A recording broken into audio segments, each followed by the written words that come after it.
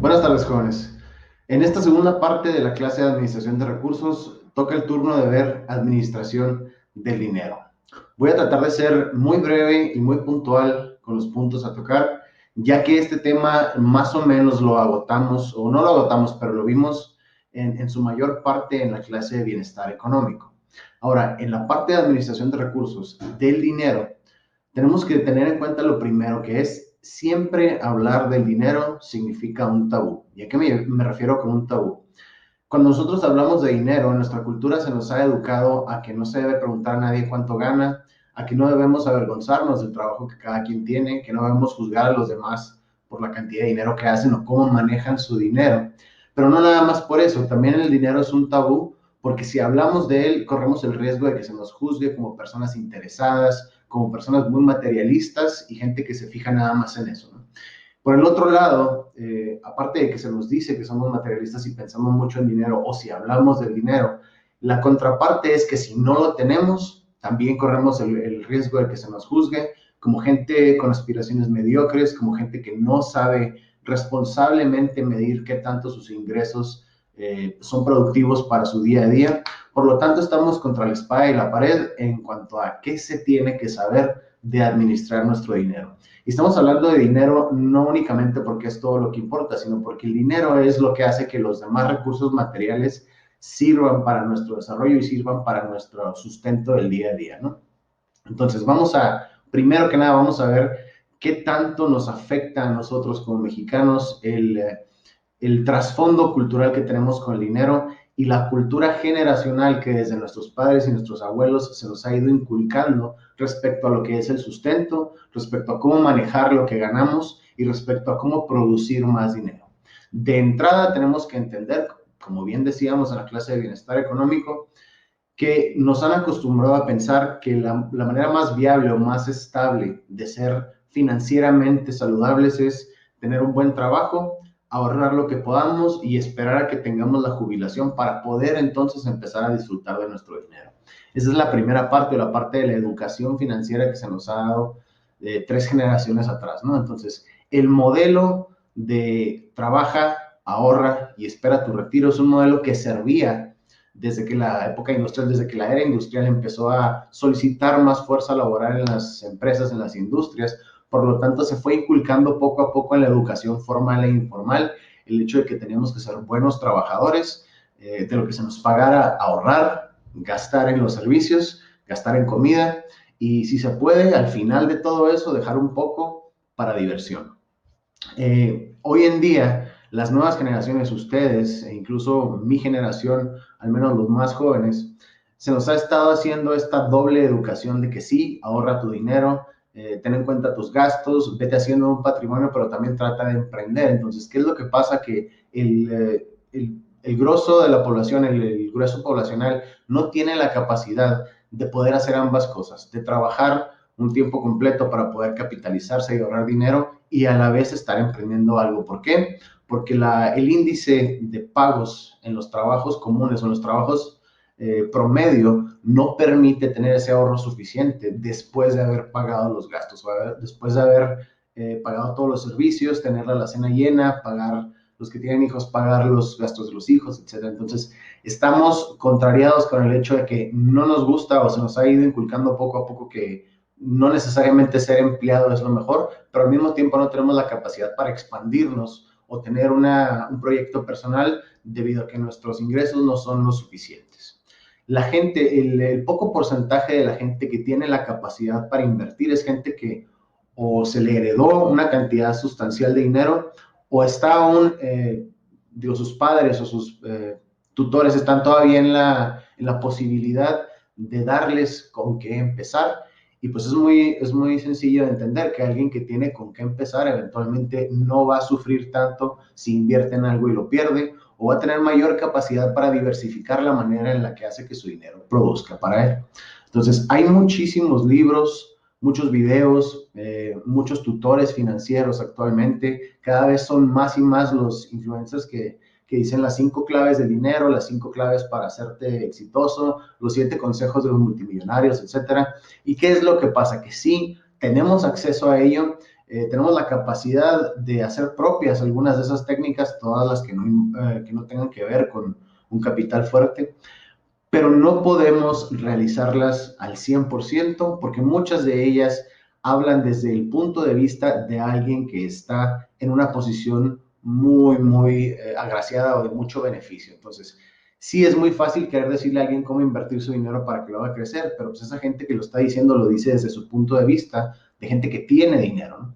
Hay otra opción aquí que es pedir un crédito y hacer lo que Robert Kiyosaki llama un crédito bueno. ¿Qué es crédito bueno? Es usar las tarjetas de crédito o los créditos empresariales para que ese dinero se invierta, nos dé para pagar el préstamo y todavía siga produciendo.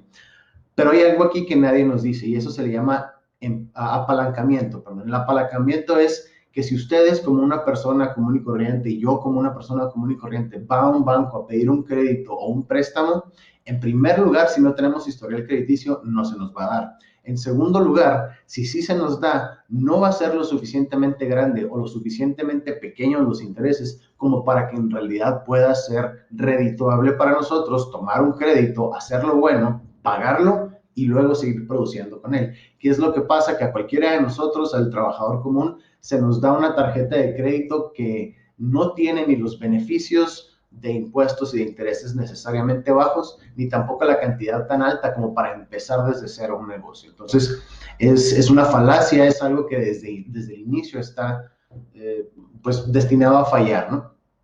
Que sí hay muchas maneras de emprender un negocio, las hay, que no todos lo podemos hacer, es lo más cierto que existe. Nadie se atreve a decir esto porque no suena tan maravilloso como decirte que seas tu propio jefe. Sin embargo, hay que ser realistas. Ahora, otra cosa que hay que puntualizar es que esta clase no es, o al menos la del día de hoy, no es sobre cómo invertir. Esta clase no es de emprendimiento, no es de desarrollo de negocios, mucho menos es de cómo saber manejar inversiones en la bolsa de valores, ¿no? Esta clase es de cómo administrar el dinero al que ya tienes acceso ahorita. La mayoría de ustedes son estudiantes y me atrevo a decir que muchos de ustedes tienen todavía el respaldo financiero de sus padres, si no completo, al menos sí sustancialmente significativo como para que ustedes puedan pagar gastos de la escuela, transporte y comida. Por lo cual, algunos de ustedes no tendrán un trabajo ahorita, entonces me interesa que sepamos manejar lo poco que tenemos o lo suficiente que tenemos de una manera distinta. Aquí no se trata de enseñarles cómo hacer una mina de oro y eventualmente que ni siquiera necesiten la escuela ni necesiten trabajar, ¿no? Eso es una tarea titánica y sería irresponsable de mi parte decirles que les voy a enseñar a ser sus propios jefes. Aquí se trata de saber administrar lo que ya tenemos y si se puede hacerlo producir para que nos dé más, excelente. Si no, mínimo saber tener el control necesario que todo líder debe tener sobre sus finanzas. Finanzas se escucha como una palabra muy grande, como si fuéramos dueños de empresas, pero finanzas es todos nuestros ingresos y cómo los manejamos. Entonces, dicho lo anterior, veamos lo siguiente. Si ustedes tienen, los que sí tienen trabajos, tienen un sueldo fijo semanal o quincenal o bien mensual, no importa, yo les puedo asegurar que a pesar de que traten de ahorrar, si ahorran 2, 3 meses, van a tener una cantidad pues buena o significativa, pero aún así esa cantidad no es necesariamente la más conveniente para empezar a hacer un negocio o para invertirla.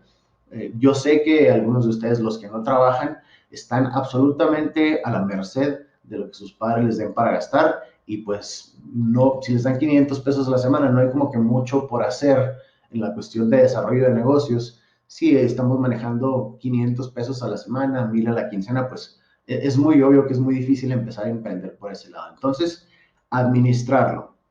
Lo primero que hay que saber de administrar los recursos, sean pocos o sean muchos, es que tenemos que cortar lujos. Esto no significa que nunca se van a poder dar un lujo de algo, sino recortarlos en el aquí, en el hoy, para que eventualmente lo que nos ahorremos de esos lujos nos den para un lujo más sustancial, una comodidad financiera más sustancial a largo plazo.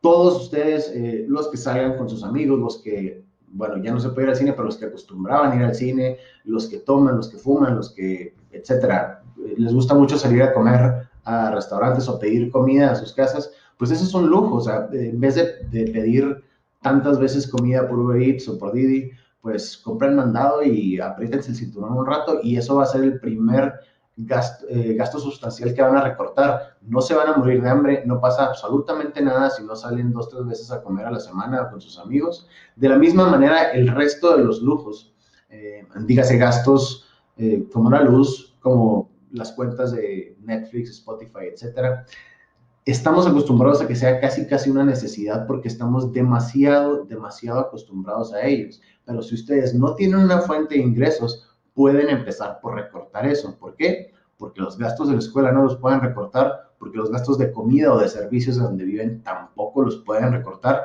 y pues no es como que puedan caminar todos los días a donde tienen que ir, ¿no? Habrá ocasiones que sí, pero pues esos son gastos que tienen que estar fijos. Tenemos que empezar por recortar los gastos que son considerados como un lujo o como secundarios. Eso es lo primero. Lo segundo es, de cierta manera, tratar de fiscalizarnos a nosotros mismos y decir, bueno, ¿qué es en realidad lo que estoy haciendo con el dinero que me sobra a final de la semana? Muchos de ustedes lo guardan en una alcancía, muchos de ustedes lo van dejando en su cartera o en una cuenta de débito, pero en realidad es suficiente o es una cantidad ridícula que ni siquiera para comprarse ropa tiene que ser, ¿no? Entonces, una vez, nada más lo que se puede medir puede mejorarse. Entonces, una vez que nosotros midamos qué tanto es lo que nos queda, vamos a entender el primer paso, que es, ahora me queda más porque ahora gasté menos en ropa, porque ahora gasté menos en pagar una suscripción, porque ahora gasté menos en salir con mis amigos o pedir comida. Entonces, el segundo paso justifica el primero.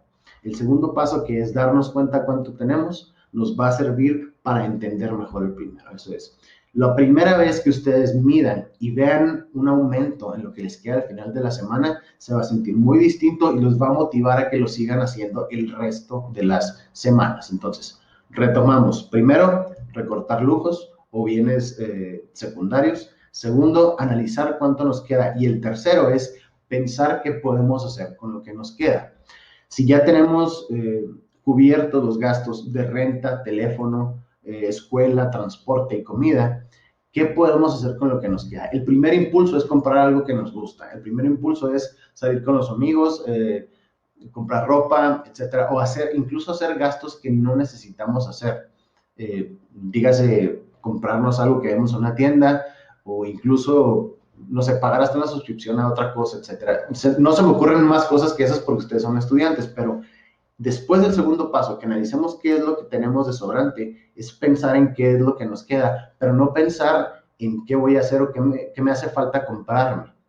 Es pensar cómo ese dinero, si lo invertimos en otra cosa, no nada más lo guardamos, puede darme más utilidades. Voy a dar un ejemplo más pequeño, no un ejemplo empresarial de invertirlo en la bolsa, etcétera, sino algo más sencillo. Dentro de contabilidad, dentro de finanzas, cuando ustedes empiecen a ver esto en sus carreras, van a entender lo que es un activo y un pasivo.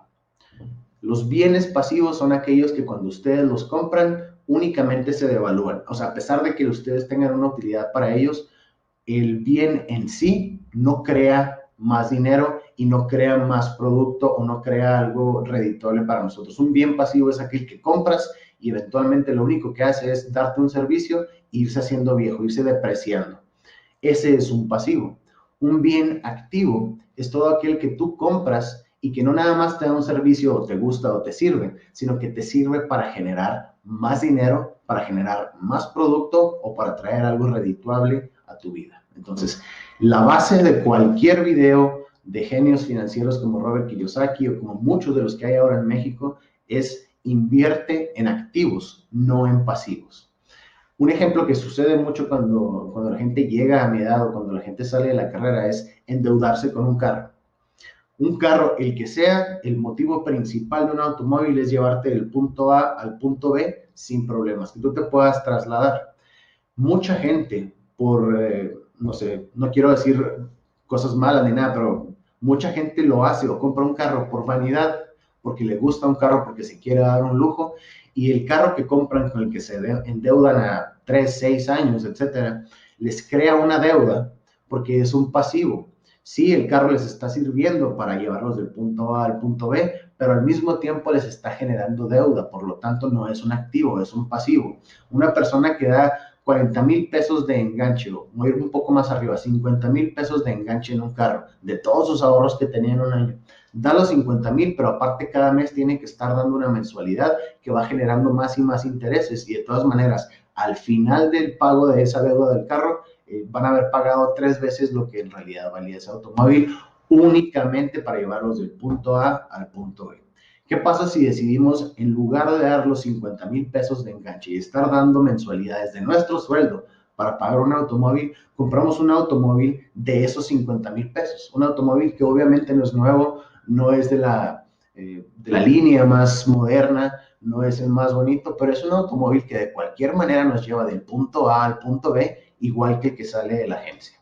Gastamos esos 50,000 pesos y el carro nos da un servicio, también se va depreciando, pero mínimo no nos está generando una deuda mensual y al menos no vamos a terminar pagando 3 veces lo que valía.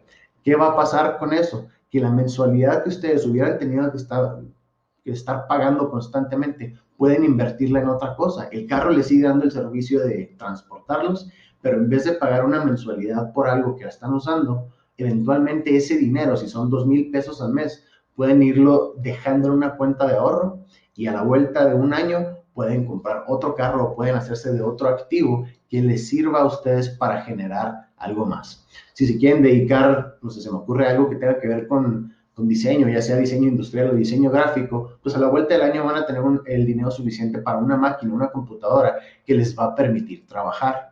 Si ustedes quieren poner un taller de mecánica, de lo que sea, mecánica industrial o mecánica automotriz, ¿qué va a pasar con eso? No van a tener una deuda que pagar, entonces el dinero que mensualmente estarían dándole a la agencia de autos, lo van a ir guardando y eventualmente, si el ahorro es sano y si ustedes fiscalizan lo que le va quedando a su cuenta cada vez que termine el mes y lo ahorran, pueden utilizarlo, pueden juntar todo ese ahorro para comprar una máquina que les permita trabajar y generar más dinero. Eso es un activo, algo que tú compras, te da un servicio y aparte de eso te permite generar más dinero.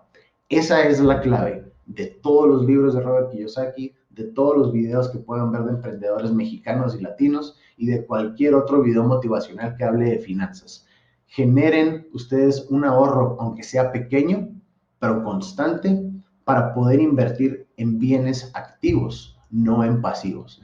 El único punto aquí, o lo más difícil, es convencernos a nosotros mismos de que no necesitamos lujos, de que no necesitamos bienes de uso secundario y que tenemos que ver a largo plazo, no a corto plazo. Tenemos que castigarnos un poco nuestros gastos de lujos hoy para que en el segundo paso que les comentaba veamos un considerable aumento en nuestros ahorros a final de mes después de haber pagado todas nuestras deudas y con eso podamos empezar a pensar de qué manera invertir en comprar bienes activos que nos permitan generar a la larga más dinero.